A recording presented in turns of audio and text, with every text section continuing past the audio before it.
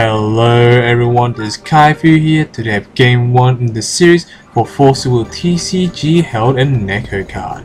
This is the Asia Grand Prix, and on my left side we have Miki, who is playing a red, green, black deck, and on my right side we have Trung, who is actually playing a mono black.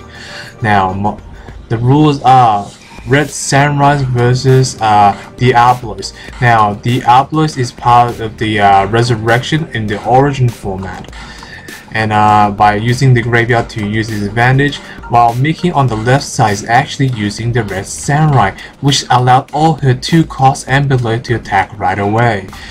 So let's see now. Trung played Buzz on the field, and during the end phase and milled 1 card from top of his deck due to Buzz's ability.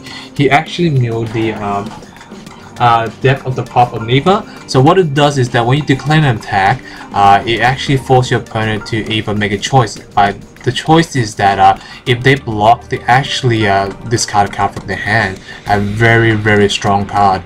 Now Miki on the left side actually play a Scarecrow attack right away. So by looking at it, it's pretty much Dorothy, Lion, Scarecrow, and Tin Man together in one deck using aggressive rush. Miki actually light break and gets a goat. The goat, what it does is that when it comes to play, the owner of the card gains 800 life points. Now at the end phase, Trung mills 2 cards and mills 2 skeletons. Really interesting. At the moment, the current life point is that Miki is on 3,700 and Trung is on 3,800 life points. Miki attacking directly right away, and ooh, Trung is taking his thinking about it, because he knows that if he does that, ruler will give it explode, so meaning he will lose a resonate on the field. So he actually take the damage, putting down 3,600 life points. Let's see what can Miki do now.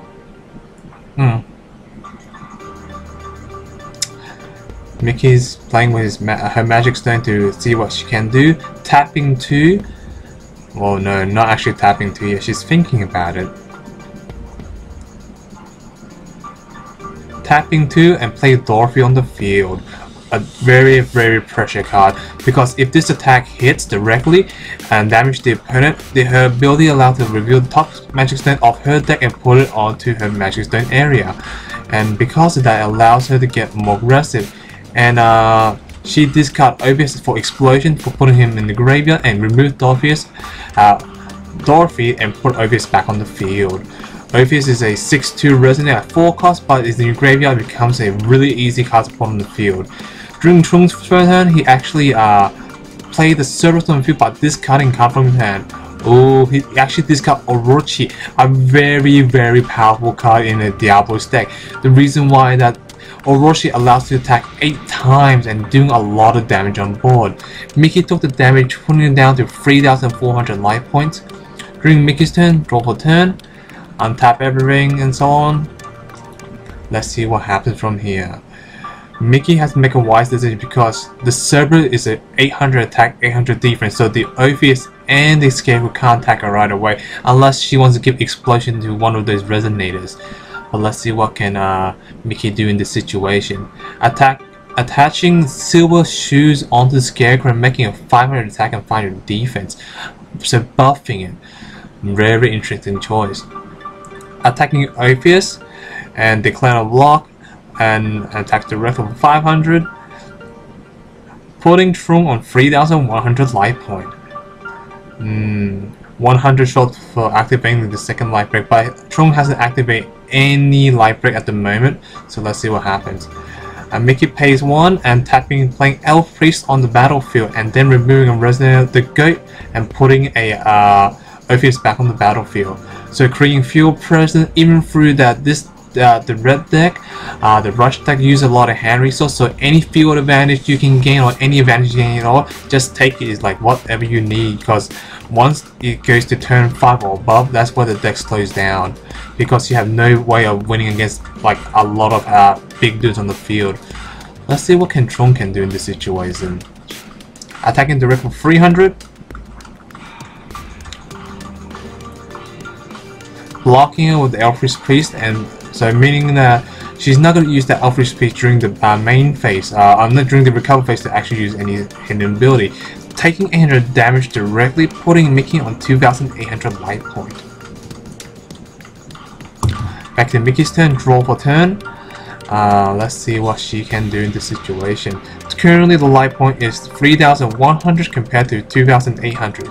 Miki's has 2,800 life point and Trung has 3,100 life point. Let's see what she can do. Attacking directly for 600. Trung declares life break and life breaks a buzz. And what buzz life break does is that when you break it, put on the battlefield, and he declares a block. Oh, but Miki responds with instant thunder, destroying the buzz away and attacking directly, putting Trung on 2,500 life point. Attacking 500 directly again, and Trung declares another life break and got another buzz. A very lucky life break, because those breaks actually let Trung take less damage than usual, because if he didn't have any life break at all, he would actually took in a lot more damage than 600 damage from Ophius. Now back to Trung's turn.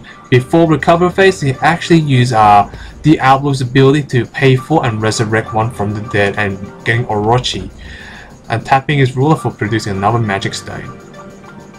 Let's see what can do. Playing Kiss of Death and targeting the Elfish Priest. Miki responds with tapping the Elfish Priest and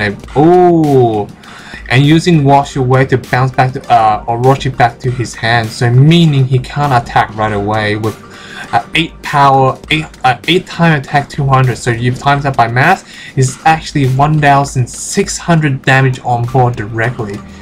Attacking directly for 800 by the Cerberus, putting on 2,000 life points for Miki, and another 300 directly, putting on Miki on 1,700 life points compared to 2,500 life points. Let's see what can Miki do now. The life point is really tough at the moment for Miki, because she's playing a rush deck and she needs to finish the Trung off ASAP, because in the late game the Outlaws can get really dangerous to the point that where his graveyard is filled with a lot of cards and do a lot of shenanigans. Paying Dorothy on the battlefield, using Awakening skill and actually getting more hand resource, which is important, because hand resource for any rush deck is good, because more cards in hand, more cards to rush overall. Now she actually got the I think it was the Scarecrow and the Lion, I believe, and attacking Dorothy directly, putting Trung on 2,100 life point, and using Dorothy's skill allowed to produce another magic stone on the battlefield. So this is getting kind of scary now for Trung, because he is actually in a bad situation. If Miki drops a lot more cards on the field, can hit a lot more damage.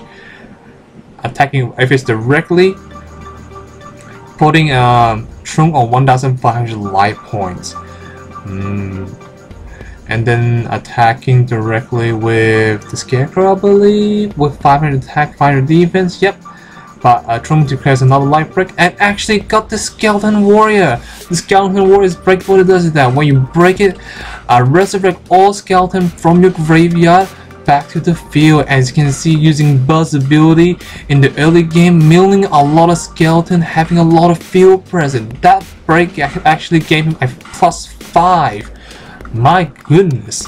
So it looks like Miki's in a bad situation now with a whole bunch of field presence, and her life point is like not that high at all, like only 1,500 life points, both equal and so on. So those skeletons can actually finish Miki off really fast. So let's see what can she do in this situation. Well, I can see 2 Flame Lances in Miki's hand, but what can she do with 2 Flame Lances? Trung is still sitting on 1,500. Even she does use 2 Flame Lances, she won't be able to actually finish the opponent's life point back to 0. Attacking with Tin Man to the Cerberus and giving explosion, so destroy the Cerberus. So I'm assuming Miki's plan was to take less damage if possible. Let's see what happened in this situation now.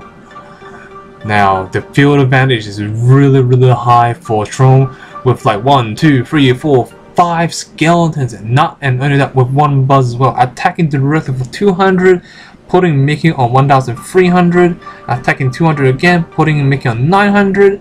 She has 1 more life break. Hopefully the life break can do something. Taking 400 more, putting a 500 life break into nothing.